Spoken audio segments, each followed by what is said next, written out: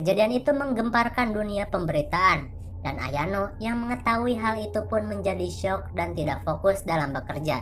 Ia pun disuruh pulang. Lalu ia pulang ke rumah pacarnya, namun di kamarnya tidak ada siapa-siapa. Sejenak, tiba-tiba ia mendengar suara lonceng, dan suara itu berasal dari dalam rak piring. Dan tiba-tiba ketika dibuka, ia melihat mayat wanita itu berada di dalam rak piring dan menoleh ke arahnya. Ia pun kaget setengah mati, untung saja pacarnya keburu datang. Ia pun menunjukkan rak piring tadi, namun tidak ada apa-apa di sana. Rupanya Ayano mulai mengalami halusinasi yang aneh. Dan setelah mendengar hal itu, pacarnya jadi mulai panik. Lalu Ayano melihat barang belanjaan milik pacarnya itu. Ternyata pacarnya memborong semua selotip. Loh, kok ternyata pacarnya telah melihat mata itu sepulangnya dari Jalan 6 Gunung. Setelah ia melihat mata anak kecil yang tadi, ia pun menyuruh Ayano pulang. Dan tiba-tiba pacarnya itu mulai berteriak-teriak karena ia kini yang diteror oleh makhluk mata pengintip. Sampai-sampai ia menjadi gila dan dibawa ke rumah sakit. Melihat kejadian itu, Ayano pun mencari informasi. Dan kini tujuan Ayano tertuju kepada seorang lelaki tua yang katanya dulu juga pernah singgah di desa Lulei. Lalu diceritakan 50 tahun yang lalu, ketika si kakek pergi ke desa itu. Terlihat batu itu masih utuh, tidak pecah. Dan ia melihat sebuah desa yang mirip dengan foto tadi. Ia pun masuk ke desa itu dan anehnya para warga sepertinya tidak menginginkan adanya pelancong lagi. Semua warga ketakutan dan masuk ke dalam rumah. Hingga ia bertemu dengan sebuah keluarga yang mengajaknya untuk menginap di sana.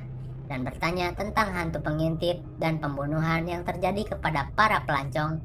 Namun si bapak itu tidak memberi informasi apa-apa. Dan malam pun tiba. Si kakek muda itu menyelinap malam-malam untuk mengetahui kebenaran dari desa itu.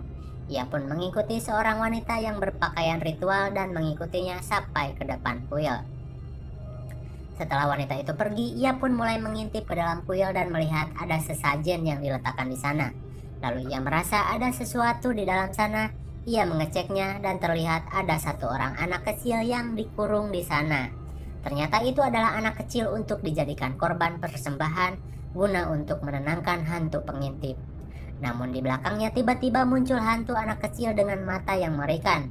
Sudah dipastikan hantu pengintip itu adalah anak kecil tersebut. Lantas si anak yang akan dipersembahkan pun mengacungkan kalung dan tiba-tiba hantu itu hilang. Di tengah keheranannya, ia pun membawa kabur anak yang akan dijadikan korban itu dan meninggalkan desa. Dan dari sinilah awal mula retaknya batu yang berada di sana. Lalu si kakek itu pun memperlihatkan matanya yang ternyata buta. Ia ternyata sengaja membutakan matanya setelah melihat hantu pengintip tersebut, karena tidak mau terus-terusan diteror. Setelah mendengar kenyataan tersebut, Ayano pun kembali pulang dan menjenguk kembali pacarnya. Dan di sana terjadi sesuatu yang mengerikan.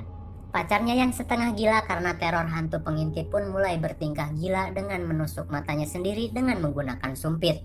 Kejadian itu membuat Ayano semakin syok. Di tengah keterpurukannya, ia pun merasa mendengar suara lonceng. Dan ketika ia berbalik, di dalam celah mesin minuman muncul sosok mata pengintip yang kini mulai mengejarnya. Ia pun kaget dan berteriak, hingga ia pun sudah tidak tahu harus bagaimana.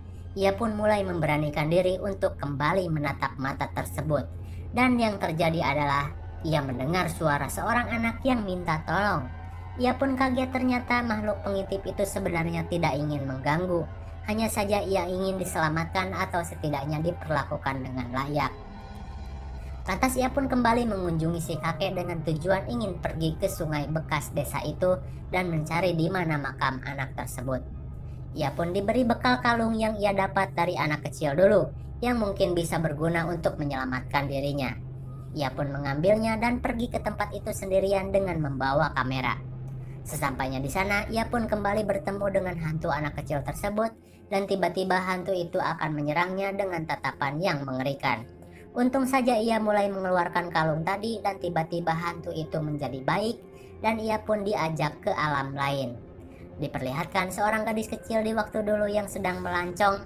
Ia pergi bersama ibunya dan seperti biasa, ia ditawari untuk menginap di desa itu. Dan seperti yang kita tahu, desa itu sering membunuh para pelancong dan mengambil hartanya. Ternyata memang benar. Di malam hari, para pelancong itu pun disergap oleh Hayabusa dan dikill dengan keji. Kemudian ibunya yang ditebas duluan di bagian pinggang sampai putus, karena ia berusaha berbalik ke belakang dan sudah putus badannya. Dan inilah sebabnya setiap korban selalu memiliki tubuh yang terpelintir ke belakang. Kemudian si anak pun tak luput dari incaran desa keji itu. Ia pun minta tolong namun tidak ada jawaban. Alhasil ia pun mati dan dikubur secara asal-asalan di pinggir kuil. Dan itulah kenyataan sebenarnya dari hantu pengintip. Dan Ayano sudah mengetahuinya. Lalu ia pun menghampiri makam dari anak kecil itu dan menyimpan kalung yang ternyata itu adalah kalung milik ibunya dulu.